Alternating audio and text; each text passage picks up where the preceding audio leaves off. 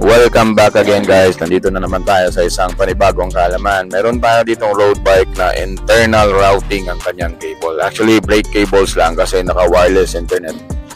Wireless axis na shifter ito ng SRAM. So ngayon pinapakita ko sa inyo kung paano tanggalin yung handlebar niya o yung stem niya.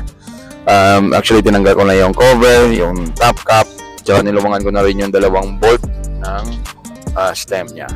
So ang ginagawa ko ngayon, naglalagay ako ng strap sa fork at saka sa frame para hindi malaglag pag tinanggal natin yung handlebar at stem. So unang-unang gagawin natin is tanggalin muna natin yung spacers. So yung spacers na yan guys is 40mm. So meron niyang apat na klase. So dalawang 10mm tsaka isang 20mm. So yan na yung makikita mo, dalawang kable na yan.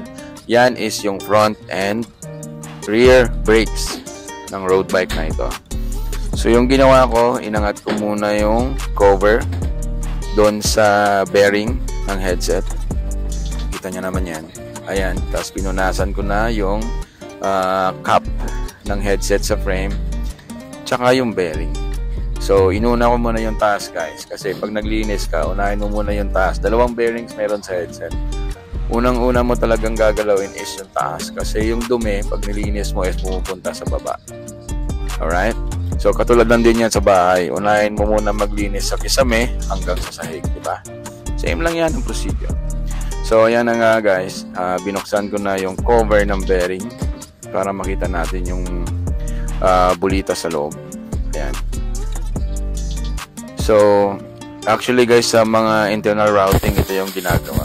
So mas maganda talaga pag may compressor, kasi bugahan mo lang yan. First thing na gagawin mo pagka open mo is bugahan mo yung bulitas, ball bearing sa loob para matanggal yung lumang grease niya. So yun, natanggal na. Kasi pangit naman pag binasa mo agad yan ng degreaser. Yun, kakalat lang. So mas maganda bugahan mo muna para hindi masyadong kalat pag ayan, binuga. So ayan na guys, ginamit ko naman yung brush ni mama, yung toothbrush niya. Nalagyan ko ng degreaser, so inuna ko muna yung bearing, pinunasan ko o binrush ko yung mga bulitas niya, tapos yung cap ng headset or yung cap ng frame, head tube. Ayun na, so binubugahan ko na ulit. Makita nyo naman na sobrang linis na siya. Same lang din yan sa bearings. So pinupunasan ko ng tissue para hindi magkalat-kalat. Alam mo naman, mangit pag nagkalat-kalat. So minsan may times na bumabalik yung cover, kailangan mo lang sungkutin ulit, at saka yun, pag nasungkit mo na, bugahan mo siya, tapos after mo magbuga, maglagay ka ng grease. So ako guys, yung nilalagay ko yung grease is yung waterproof na grease sa headset. So yung headset kasi hindi naman nagro-rotate yan ng, let's say, 360 degrees. Ang pinaka-max na rotate niyan siguro is more than 180 degrees. So hindi naman tayo nagba-bar spin. So mas maganda talaga is yung waterproof na grease. So yung ginagamit ko dito is Motorex na puti na grease. Ito yung the best para sa akin, para sa mga not really moving parts na mga bearing like sa headset, kasi hindi naman laging rotational talaga to na 360 degrees. Yan. So ano siya waterproof. So pag naglinis ka, hindi basta-bastang humahalo yung tubig sa grease na yan. So napiprevent yung corrosion at saka mga kalawang doon. So after nyan sa taas guys, ito na sa baba naman. Yan, unang-una ko talagang ginagawa is nililinis ko, tinatanggal ko yung lumang grease, kasi kinakapitan na rin yan ng mga buhangin at mga dumi. So tinatanggal ko yan. So minsan nakadikit yung isang bearing sa taas ng head tube or sa head tube, so kailangan mo lang sungkitin at saka makita mo naman kung gaano siya kadumi na at dumikit yung mga buhangin at dumi sa lumang grease.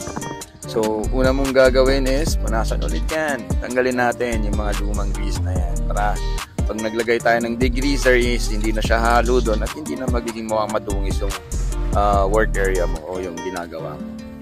Alright, so pagkatapos nyan, kailangan na natin sungkitin. So dito guys, pinapakita ko sa inyo, may dalawang face yung bearing na yan. So yung sa taas at sa baba.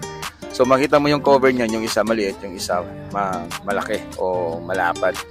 So mas maganda is doon ka mo magbukas sa malapad na cover. Kasi yung malapad na cover, dyan nakaharap or dyan mo makita yung bearing. Kasi minsan yung mga bearing sa loob na niya, or I mean yung makikita sa loob na niya, is may bahay, yung parang bearing race niya or housing niya, is naka-cover yan. So pag minuksan mo yan sa taas, hindi mo makikita yan. So maganda yun, yung malaking cover yung buksan mo. So binubugahan ko ulit, tinatanggal ko yung mga grasang luma sa loob. Tapos yan, degreaser na naman. So mas maganda kasi i-finish mo siya ng degreaser para at least tanggal na tanggal talaga yung mga dumi doon sa bearing at saka sa cap ng head tube. So punas ulit. So mas maganda talaga tingnan kasi na malinis talaga, guys. So mostly yung mga headset bearings natin sa bisikleta, mas maganda ginagawa siya every 6 months. Maximum na yun every 6 months. Dapat sineservicean siya, nililinis siya. Or ang pinaka-advice ko is pag nag-ride ka ng umuulan or nag-ride ka na umuulan, the day after nun, the next day, kailangan mo lang i-servicean yan. Or else, magkakaroon talaga ng kalawang yan kahit sealed pa yan. Dahil yung acid, ang rainwater is a acid rain or may acid dun sa rain. Basta ganun, may acid. Nakakano talaga yon sa mga metal, sa mga bearings, yon sa kalaban yon sa cassette, chain rings, yan. Kahit na nga sa preno eh. Ayun na guys, so nilagyan ko na ng grease, same na grease na ginamit natin, yung white grease na yan. That is very effective na grease na ginagamit. So ayan, kita nyo guys, yan yung strap na sinasabi ko para ma-prevent lang yung paglaglag ng fork sa frame natin. Alright, so kinakabit ko na yung cover ng headset. Ayan, pag kinabit mo na yung cover ng headset, so balik mo na yung mga spacers. Ang kagandahan lang nito guys is yung spacers ng Scott Addict na to na RC is separate siya sa routing ng cable. So at least yun, alam mo yung nahiwalay mo siya at hindi siya kailangan na tanggalin o putulin pa yung cables para matanggal yung mga spacers, which is that's the good thing of Scott.